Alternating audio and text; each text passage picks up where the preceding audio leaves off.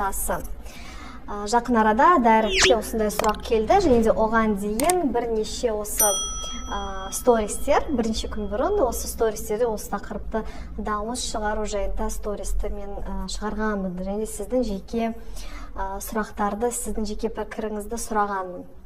Сұрақ осындай да: саламатсыз ба Анель ханым, сізге көп рахмет, видеоларыңызды қарап жүрмін.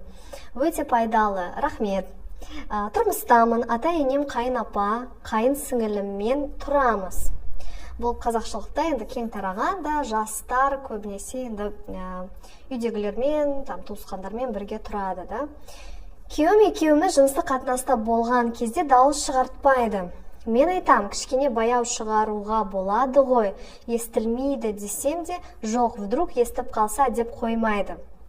Ал мен кайфты сезініп болуым келеді. Мен түсінбеймін, не үшін олай айтатынын, не істеуге болады. Алдан ала рахмет. Осы негізінен өте өзекті тақырып, себебі көп қыздар маған жазады: мен төсекте дауыс шығарғым келеді, ләззат алғым келеді, бірақ күйеуім жоқ, үндеме, дауыс шығартпа деп мені басып тастайды. Негізінен бұл үлкен мәселе, себебі оның ең басты негізінің мәселенің негізі бұл ұят, ұят біреу естіп қалады, ұят не айтады. Мына жерде әрине әйел адам көбі қиналады, себебі еркектер, өзіңіз білетін, қазақшылықта болсын да, біздің жалпы менталитетте еркектер көп эмоция білдіртпейді, олар айтпайды ашығына, эмоция білдіртпейді, и оларға это как-то нормально. Ал әйел адам өзімен өзі өте эмоционалдық, ләззат, бәрібір әйел адам жаратылысы сондай, біз эмоция білдіреміз өте көп, и төсек қатынаста әйел адамды басқан соң, әрине өзін бір ыңғайсыз, бір басылып қалатын сезім пайда болады.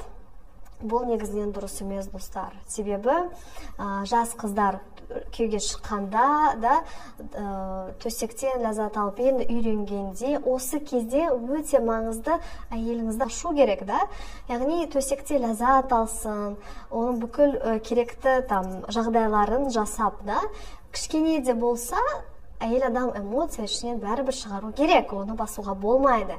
Егер де сіз, мына жерде тем более менің оқырман арасында еркектер өте көп оқитын, егер де сіз әйеліңізді басып тастасаңыз, үндеме, анау, мынау, естілет, ұят, анау, әйеліңіз мүлдем ләззат ала алмайды. Себебі оның ойы ләззат алуда емес, оның ойы біреу естіп қалады, және де қазір күйеуімен ұрсады, бірдеме сөйлейді. Сонда төсектен қандай ләззат алады?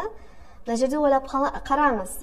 Сол үшін міндеті бірдеме шешем. Егер де сіздің әйеліңіз ләззат ала алмаса, егер де дауыс шығару үлкен мәселе болса, мына жерде көз қарасыңызды міндетті түрде ауыстыру керек, жаңадан басқаша қарау керек.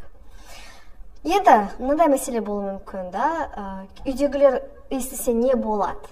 Үйдегілер біледі, жастар үйленді. Жастардың төсек қатынасы бар. Тем более қазір заман басқа бәрібір. Это норма, дауыс шығару норма. Әрине мен айтып атқан жоқпын, когда порно тыңдайды, вау деп порнода обычно кетеді дауыстар. Жоқ, әйелдерде в целом ләззат алғанда прям қатты, прям деп кетпейді. В основном ләззат алғанда әйелдер естественный түрде бір приятный эмоция шығарады. И это нормально, соны сіздің үйдегілер соны естісе, еш нәрсесі жоқ. Олар білет, сіздер төсек қатынаста айналысасыз болды, И, кстати, кері байланыс бір қыздар жазған, бір қыз, көбісі, кстати, көп қыздар мән бермейді, потому что эмоция, оған уже бәрібір, естейді, естемейді, бәрібір шығарады, өз эмоцияларын. И кеуде де шығарады. Ана жерде туысқандар басқа стенкада бәрібір естейді, оларға бәрібір, потому что олар екеуі төсектен ләззат алып жатыр. Олардың ойы тек ләззат алу. И, конечно, олардың қарым қатынасы екі ара өте жақсы, олар екі ара ләззат алып жатыр.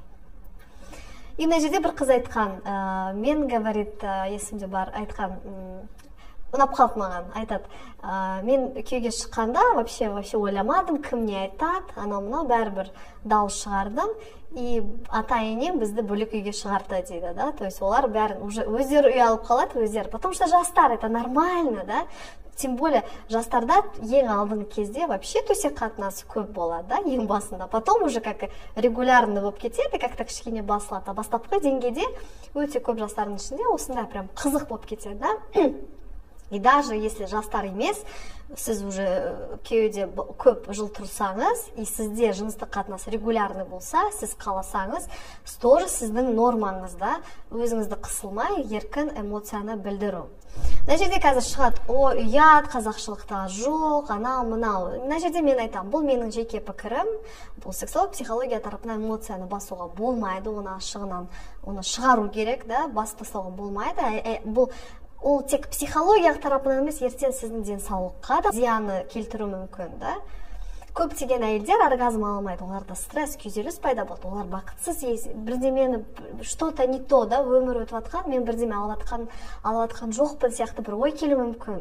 Осыған жетпеңдер, осыған өзіңізді жеткізбеңдер, да, міндетті түрде шешу жолдарын қарастырыңыз.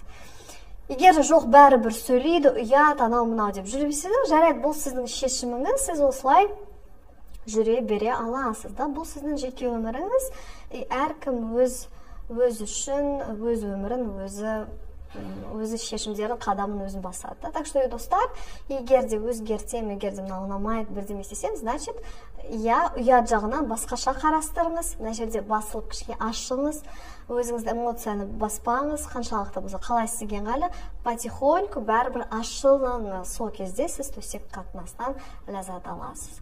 Осы тақырып жайында пікір қалдырыңыз, да, сұрақтар болса сұрақ жазыңыз, мен осындай видео арқылы сіздің сұрақтарыңызға жауап беремін. Рахмет, сау болыңыз.